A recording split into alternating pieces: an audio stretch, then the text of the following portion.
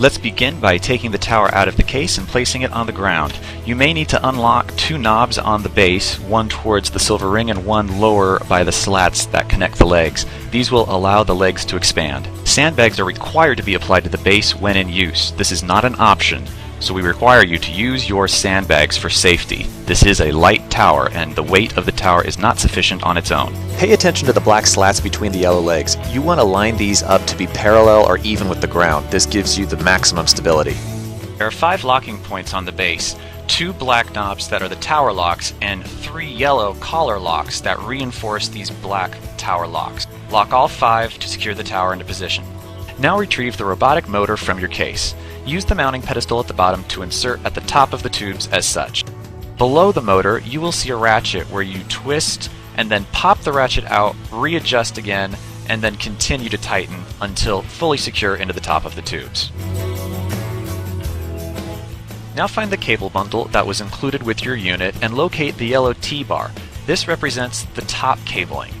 Find the space where the T-bar is and then locate the carabiner that is dangling off of a hook on the side of the top of the tubes. Use this to slide the cable bundle into the carabiner so that the T-bar is above the carabiner. This helps to dangle off the side and act as a strain relief. There's additional Velcro for you to reinforce even further. You will find 4 AA batteries with a charger in your unit.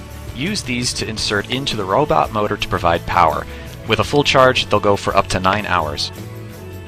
Now, from your cable bundle, find the cable shown here and plug it into the back of the motor. When turning the motor on, switch the power button to M for manual, and then switch the rotation to 90 or 360 degrees. Now find your LCD bracket in the case. Open the collar and then attach it to the tubes using the silver screw on the side. You want to mount this underneath the very bottom tube collar. Now it's time to attach the LCD to the unit. On the back of the LCD you will see a groove which will fit into the tip on the LCD mounting bracket. Just slide this into place, and then on the back of the LCD from the tip you'll see a round twist screw which will secure the position of the monitor so that it won't move while in use. You can see a closer view of that motion here. A very important consideration: when changing the angle of the LCD, unlock the ratchet on the bracket at this pivot point. Adjust the LCD to preference and lock again. Don't simply try to push the LCD as you'll harm the track on the back. If you purchased a unit before 2017, you have a battery for your LCD that accepts 2 pins on a battery plate on the back of the LCD. Line up the battery on the plate in the grooves to accept the pins. Note that the ratchet on the back of the LCD bracket must be facing away from the screen to allow space to mount the battery.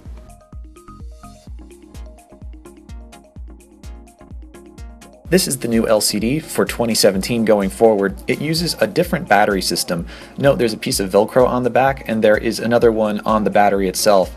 You will be using 2 ports on the back, HDMI 1 and the DC port, both marked with red arrows here. This is the battery for the LCD. The exact model may change over time, but setup will remain the same. Take the battery and use the Velcro to attach it to the back of the LCD and connect the USB port to the DC port with this adapter. This sends power from the power pack into the LCD itself. Once you have the battery connected, click the round button and it will start to glow blue. On the front of the LCD, the red button will light up, indicating power is connected. Turn on the unit by clicking the power button and then toggle through the input settings until you find your video input source. To charge the battery for the LCD, there is a short micro USB to standard USB cable that you will plug into the wall adapter. Plug it into the wall and you'll see the battery glow blue. Now from your cable bundle, locate the HDMI cable and plug in. Push it in the whole way. You can either mount your camera forward or backward to invert the controls. This is completely up to preference.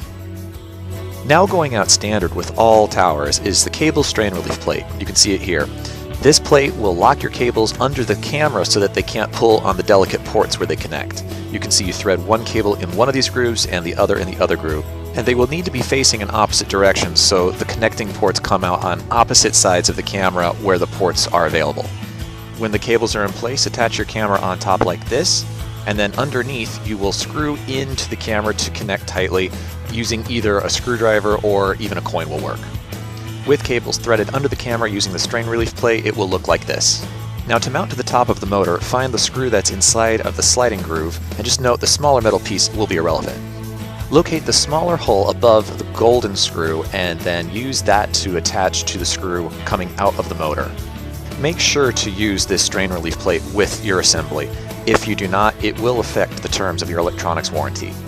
Now at the top of your cable bundle, locate the small and plug it into the port on the camera. Let's talk about camera setup. There are two big differences between earlier cameras and current cameras. For the earlier CX220s and the cameras in that line, you'll have a battery that looks like this, which attaches to the back.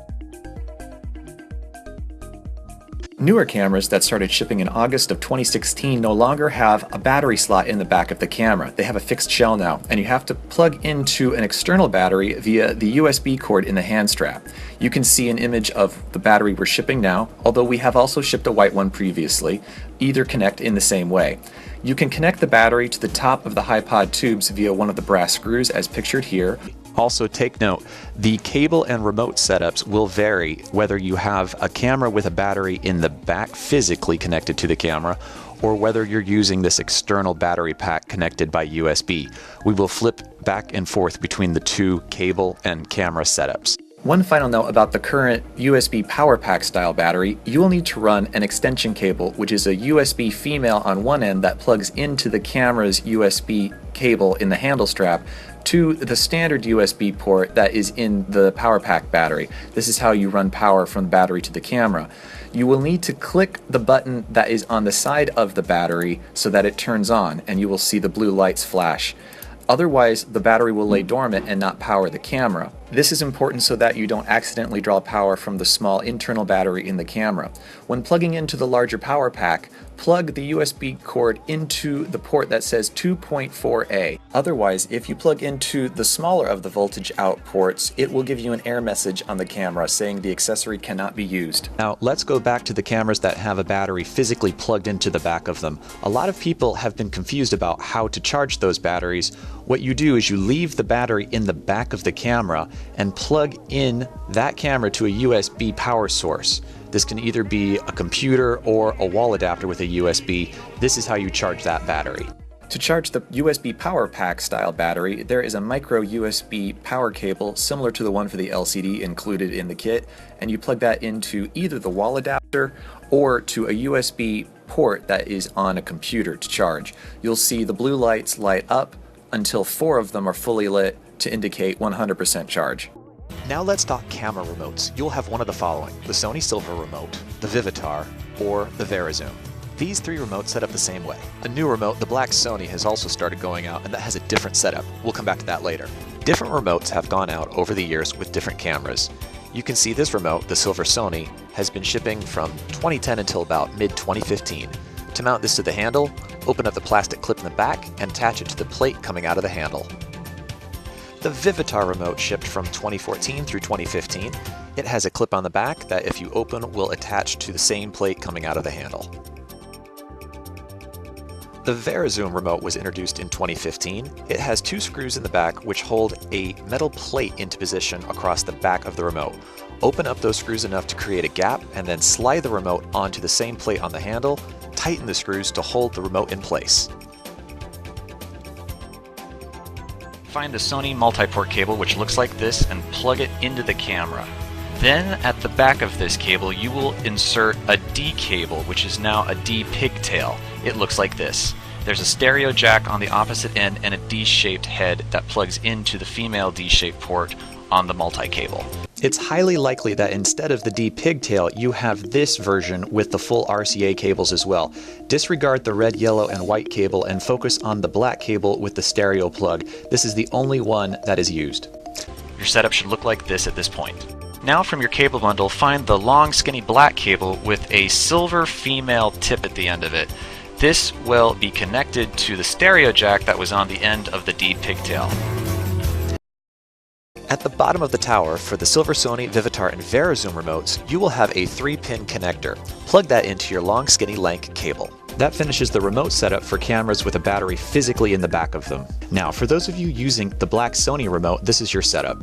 Go into your case and find this black plastic cradle. This is what you're going to slide the remote into. You see it has a clip in the back. This is going to attach to that plate that juts out of the handle. Slide the remote in, turn that clip sideways, and then attach it to the handle itself. You can see a close-up of that connection here. To connect the remote to the camera, the process is much simpler. There's only one cable. You can see it here. The black end goes into the camera and the white end goes into the remote. Do not reverse this, as if you do, it's not going to work. And then the robot control. This cable is slightly thicker and looks like this. Typically, you can leave these two remotes dangling from the LCD bracket. There is a speed setting on the robot controller that you're going to want to push all the way up. To set up text on screen to see your battery and record status, follow these steps. From the default screen, hit the menu button and then select camera mic in the top middle. It'll bounce you into a scroll window and then look for scene selection. Your display will change to look like this. Then on the far right, you'll see an arrow. On the bottom, go ahead and click on that and leave your screen here. You will see standby, which turns into record, and battery life. Each time you turn the camera on, you will need to set this up. Now, to program your camera so it won't auto turn off after a few minutes, go to Setup and then scroll down until you see something that either says Power Save or Eco Mode, and then go ahead, click into that and turn Power Save or Eco Mode off. It varies based on which model you have. Also, if you see an option that says Demo Mode, you would want to go into that and turn that off as well. Continuing with camera settings, this is something you're going to need to do at first time setup only. New cameras shipping in 2017 have an automatic dual video record setting activated in the camera. What this does is to record two files of the same clip in two different formats. What that does effectively is to take up twice as much memory in your SD card as it needs to. So to turn this off, this is what you need to do. Go to Menu, and then after that point, click on the top right icon that says Image Quality/Size. Then scroll down to where you find Dual Video Record option and make sure that option is turned off. That will save you this extra file space and allow you to record longer at a time. One final note for those of you who are using the USB power pack style camera battery, to confirm the correct battery is powering your camera, once you have text on screen set up as explained earlier in this manual, look at your screen, and if in the top right hand corner you see a battery icon, either dead or partly charged or anything at all that shows a battery, that means you're drawing power from the small internal battery in the camera. You need to click the external power pack battery on the side once connected for it to take over as the main battery for the camera. Otherwise, if you use the internal battery, that camera will die within 30 to 45 minutes. Once you have clicked the external battery and it is turned on, the battery icon on the LCD will disappear. This is what you want, and it confirms the larger battery is active as the power source for the camera. Now, if you're going to mount the rain gear to this unit, these are the steps involved. There's a little mounting pedestal that you will use to facilitate sandwiching the camera into the rain gear as such. When you're done, the rain gear covering looks like this. We've made it a lot larger to cover the motor underneath. Now, when installing the camera to the rain gear, these are the steps. Sandwich the camera to the rain gear plate with this little screw. It's an additional insert you'll find in your case. Sandwich the camera into the rain gear and then screw that pedestal onto the robotic motor directly. Now it's time to extend your HiPod tubes. Open one of the black twist knobs and elevate the tubes to whatever height you desire. Turn the knob again to tighten in place. When bringing the tubes down, grab the pull above a collar and then unlock. Do not simply open the black knob, as the tube will shoot down. Above each collar, you will find a strap of Velcro. Use this to secure your cabling, as it not only helps to keep it neat and out of the way, but acts as a strain relief throughout your unit. When it's time to put away your tower, here are some tips. Unlock the 3 sliding yellow collars and then also unlock the 2 black locks that are in the base. This will allow your legs to fold. Now put your foot on the black slats and push down, and pull up on the silver ring. The legs will fold in. Line up all of the knobs on the tower, both the 2 that are in the base and those in the tubes. This will allow the tower to fit back into the case. And that's it.